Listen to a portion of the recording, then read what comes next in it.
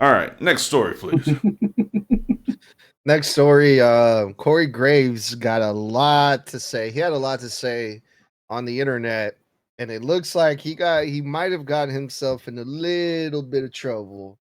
So, as it turns out, Corey Graves was moved to NXT. Now, some people are calling it moved, some people are calling it demoted. Corey Graves, it seems like he's looking at this in the worst way possible. Corey Graves went to Twitter or X, and I quote, "Imagine chasing your dream, then being told, not deciding that you're no longer physically able to pursue your dream. Then you dedicate your life to something dream adjacent and being pretty fucking awesome at it. And then when it's time to enjoy the fruits of your labor, being told you're not famous enough for your own job, just in case you've wondered where I've been." So he tweeted this out. He was supposed to be on NXT tonight, and then it was reported that he's no longer on NXT. So And then what I the saw fuck, Corey something. Graves? Didn't I think I saw something even more recently? A news um, a dirt sheet saying that Corey Graves' entire WWE future is in doubt now. Um, this is the thing. Corey should be the play-by-play guy on SmackDown. That Joe, whoever the hell he is, would be Cassatory. he talking about not being famous enough. Like that motherfucker just showed up in the fourth quarter of last year, and now they're pushing Corey Graves down. Like I understand what he's saying about it being a like he feels like it's a demotion, and I know that Draven, you're gonna have a different opinion because of who we sit next to, but you can't go. You can't send a guy from the A show averaging over 2 million viewers a week, and now he's calling developmental with 500,000 viewers a week. Like it's a deal. It matters. So I'm going to take this in a different direction. And you're right. Before I had a really long car ride and I started thinking about it. You're right. I had an issue with his words when I remembered who he's on commentary with. He's on commentary with a Hall of Famer. He's on the commentary team with Booker T. Yep. And to say that you're not as famous to run on Monday night, what does that say about Booker T? Booker T, who is a 6-time world champion. He's a 2-time Hall of Famer. And you're gonna sit there and run your cockwasher. But sat there and I thought about this, and I scrambled my brains pretty good on this one. He posted about 12 hours ago on Twitter, X, what the fuck ever, that he has a lot to say and that he will be at NXT tonight. He posted that long after fucking posting the original. And I remembered that about June, July last year, he was cleared by WWE doctors to get back in the ring. And I know he's been doing training at the Performance Center. What if, and I wouldn't put it past Triple H, what if this was more of a worked shoot angle to get him away from the commentary team to get his ass back in the ring? Now, I'm not saying he's going to fucking work a match tonight or he's not going to get physical tonight, but I feel this is going to be one of those situations where he holds up the broadcast, grabs a microphone, says as much as he can say before they cut the microphone off, or have security come out there and escort him out.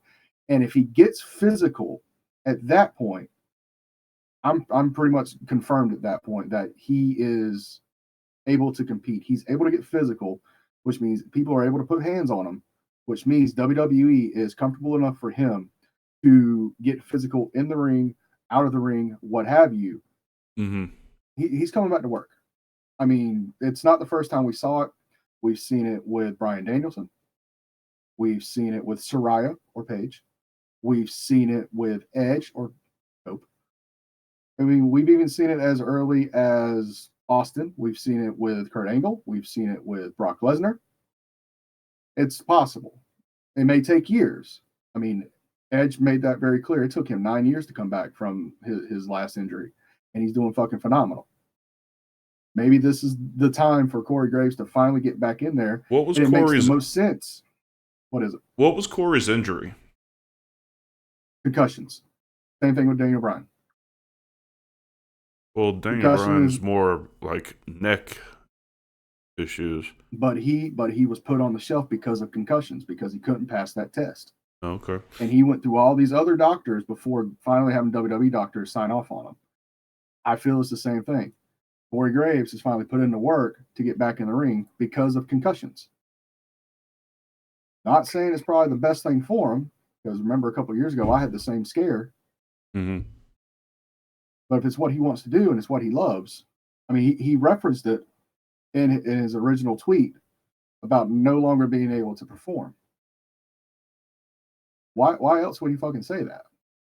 And then why else would he fucking post this 8 hours later saying that he will be on NXT after being told that he's not going to be on NXT? And tag CW, and tag NXT, and tag WWE. This is a work. It's a very well done work. It may be. That's just my opinion, and I would love it because he was a damn good competitor. He fucking killed it in the early days of NXT. If you can go find it on the Cock or on the Netflix, we got to find a very derogatory term for Netflix at this point. The Baby Maker app. That's what it's called. The Baby Maker app.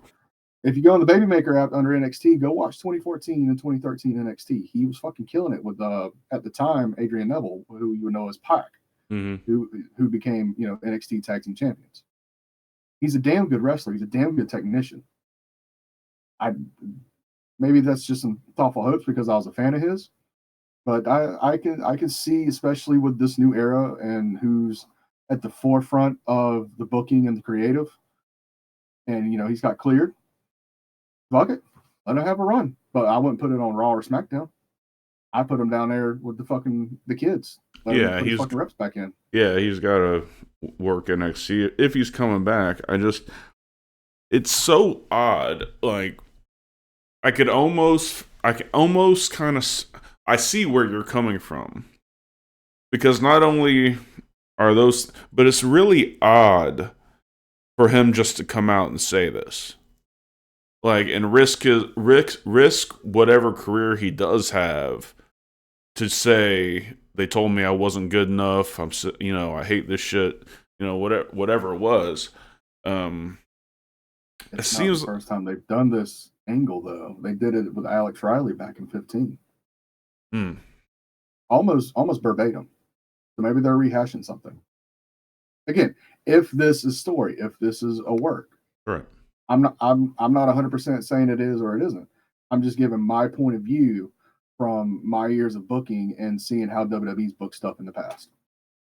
Hey, Draven Denial says hi. Hi, Denial. You owe me $5. But if I am right, next week is $10. What are your thoughts on this, Edgar? Anything? Yeah, dude, I have a lot to say about this. So I hope Draven is right. The more I think about it, I think Draven might be onto something. Because if not, like, what a shitty ass move by Corey Graves. I think I think I would go as far as to say if this isn't a work, then I'd probably lose all respect for Corey Graves. Because dude, you're lucky you still have a job. Like, there's a lot of people that just got released recently, and that could have been you. Like, at least you're good enough for them to be like, okay, we don't want to get rid of this guy, but we have room for him in NXT. You're still going to be on TV. Like you guys said, he's still going to be sitting next to Booker fucking T. Mm-hmm. Like, bro, like, now let's clear something up though.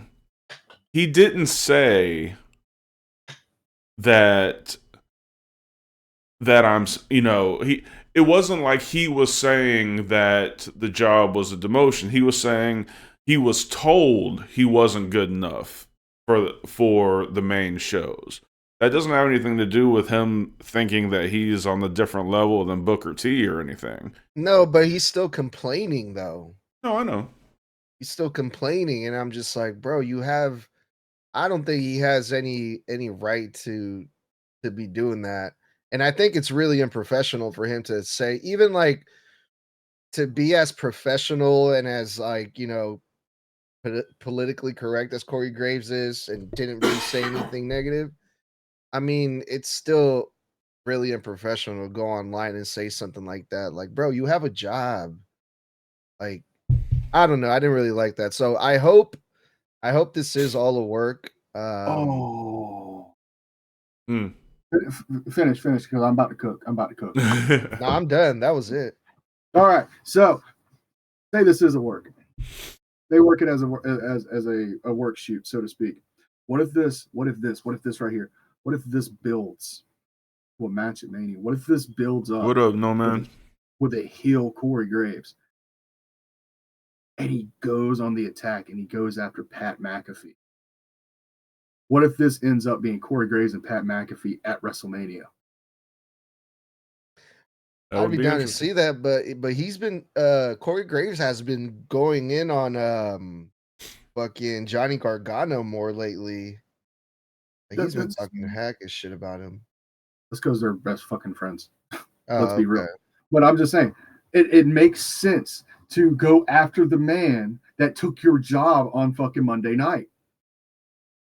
Yeah.